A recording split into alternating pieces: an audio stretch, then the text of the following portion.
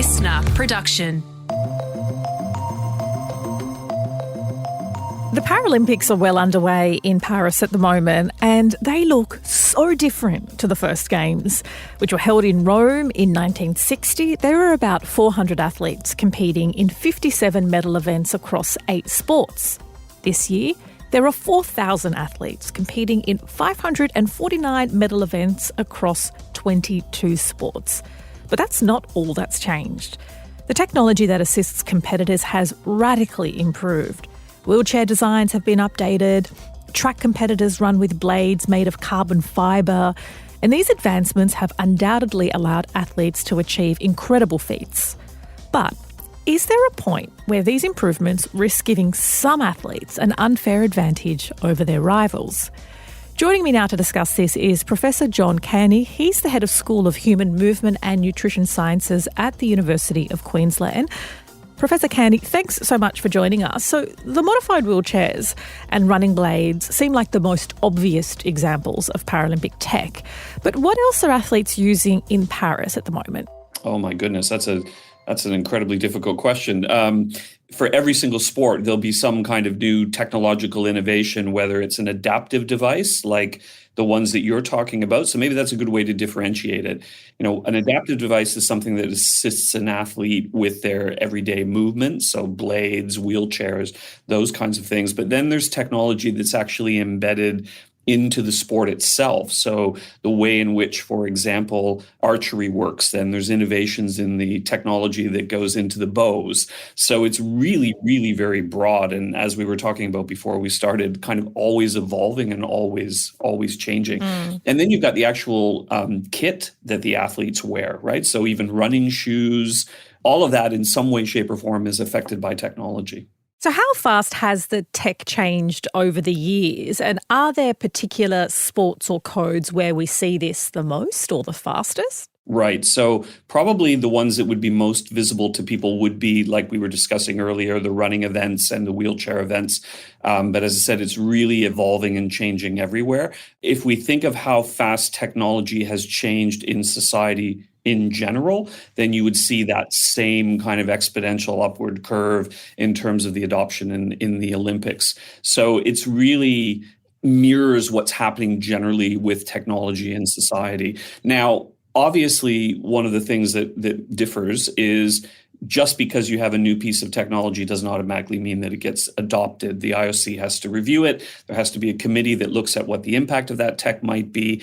And really the issue for us in parasport is how do we classify athletes into categories that are meaningful to enhance competition based upon not only the technology that they're using, but also other factors as well. I guess not all advancements are made equal. Is it becoming more difficult to categorise or to ensure that, yes, inclusion is incredibly important, but it doesn't tip over into an unfair competitive edge? I mean, that is the real challenge.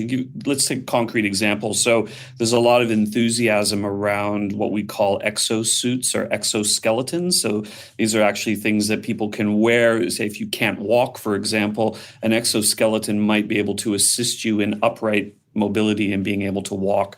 That technology isn't allowed currently in the Paralympics because it's felt that it would confer an unfair advantage and it would be difficult to do the classification. So absolutely, it's a fast-moving place. It's having to look at all the different factors around how you would create the opportunity for fair play.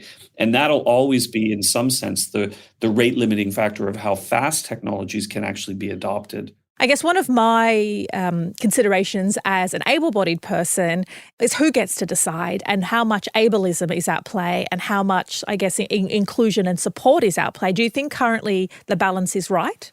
That's a really great question, and it's kind of tough to answer. Let me try to answer it in a couple of ways. I think we have to differentiate between technology that enhances the quality of life for people with disabilities and technology that's used in a very, very specific context, like a major sporting event like the Paralympics. And I think that from the perspective of ableism, when we're talking about technologies that minimize barriers for people to participate in everyday activities, to meaningfully participate in community life to get around.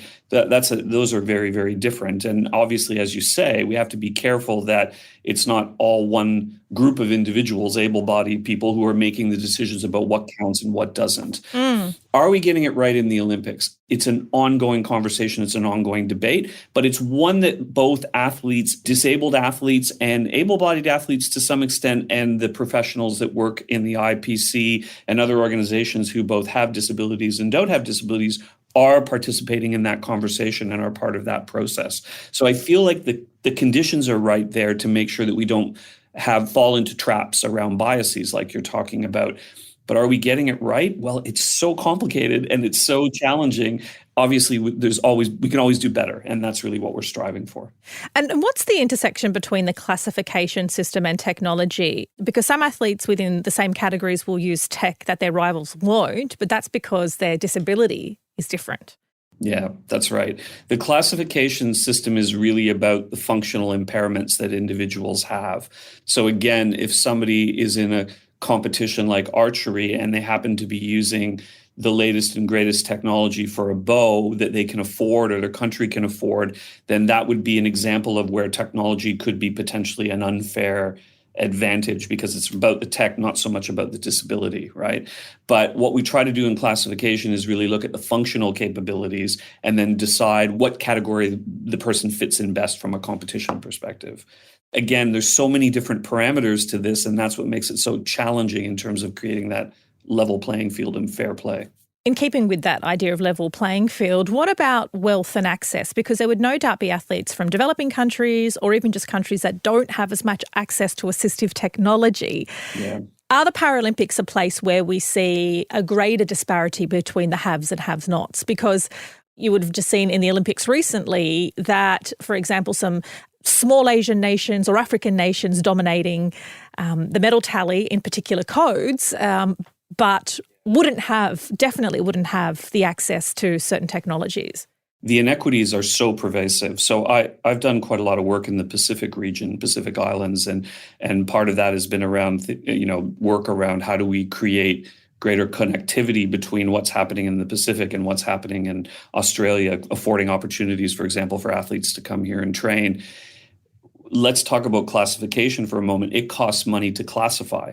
And not everyone has the capability to do classifications. So athletes in the Pacific often have to travel really, really long distances just to be in front of a qualified classifier who can say, this is the category that you can compete in. So in some sense, you have an equity barrier right at the point of entry, even before you get into the sport. Then you've got the technology piece, which is probably the one that's easy to see because we can see differences in what athletes are using and what they're wearing, et cetera. But then if you think about training and access to coaches and the best sports science and the right diet and all the other things that we take for granted in a country like Australia or in North America or Europe isn't afforded to most of our colleagues in different countries. So really you're talking about inequity that's so pervasive and spread out so much across all these different areas. It's one of the biggest challenges for the IOC. And it's one of the things that they really want to try to do better at, the IPC as well. But again, as you pointed out, you're dealing with inequities that fundamentally are economic and really, really difficult to crack, really, in essence. And tell me about the AI app you're developing that could improve the process of sorting athletes into their categories. Right. So I think it's important to understand how classification actually works. And really at this point in time, even though there's very, very clear criteria that classifiers use, and they're very, very qualified and well-trained and experienced individuals, so I don't want to make it sound like I'm criticizing the classifiers. I think they do the best job that they possibly can. It is fundamentally a subjective process in the sense that you're working with an athlete and you're trying to determine what they can and cannot do to get them into the right category. Well, that relies on the acumen of the person who's doing the judging, and it means that they have to attend to all the things that they need to attend to. And it also requires the athlete to be doing what they're supposed to be doing too, which in some cases might be, let's say, what we call a max effort. If it's a weight-related kind of exercise, we're expecting them to do the best that they possibly can so that we can see what they can really do. So there's a lot of opportunity in there for human error, whether it's subjective bias, whether it's concealment, all of these things. So what we hope with AI is that AI will not have those human biases, may have different biases. It won't have those judgment calls that are often needed to be made. And if you have a long enough record on an athlete, in other words, you can see them doing activities over a long period of time, then you've got a kind of historical base from which to work. So not a one-off thing, but being able to have sort of a continuous record. So what literally for your audience, what we're talking about is filming with high resolution cameras, athletes doing all the kinds of activities that we would ask them to do in a classification setting, as well as their sport and other things, and then using AI to go deeper than what the human eye can to detect really, really subtle things that most of us would not be able to see, and then train it to be able to spot when there may be not a max effort that's happening, or where there might be something that a classifier would miss that AI is able to pick up. Now, what does that look like in use? We're a long way away from that. Maybe in the first iteration, it's AI plus the classification, so it's not just one or the other. But that's kind of the theory of it anyways. And what sort of tech do you envision being involved in the Paralympics in the future? I've come across the idea of neuroprosthetics as one example. I mean, again, neuroprosthetics are an interesting technology that's really making a huge difference for people with traumatic spinal cord injuries and really allowing them to recover some of their function and mobility that just they lost as a result of, say, a traumatic accident. As that technology becomes more usable, more ubiquitous, you're going to see a change in potentially classification categories, because you may have people who have that assistive device who are then able to do things that individuals with a similar injury can't do without that prosthetic, if you will. And so thinking about, again, the interaction between the prosthetic, the injury or the disability, and the capabilities of the individuals are all going to be part of how we try to sort out this very, very complicated picture. I mean, technology is both the cause and the solution to a lot of these challenges, in essence, right? And so I think what we're going to see more and more of is innovative use of technology to try to keep up with classification, to try to keep up with scoring, with refereeing, with all of those elements where there's a human judgment involved.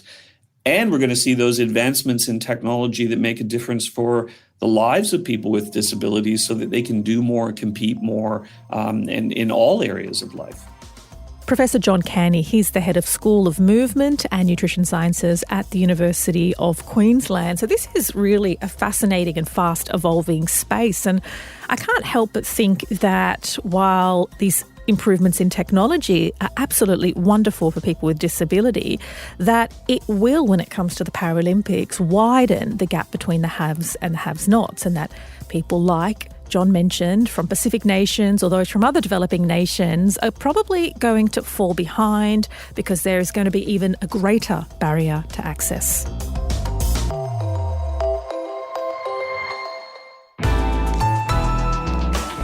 Listener.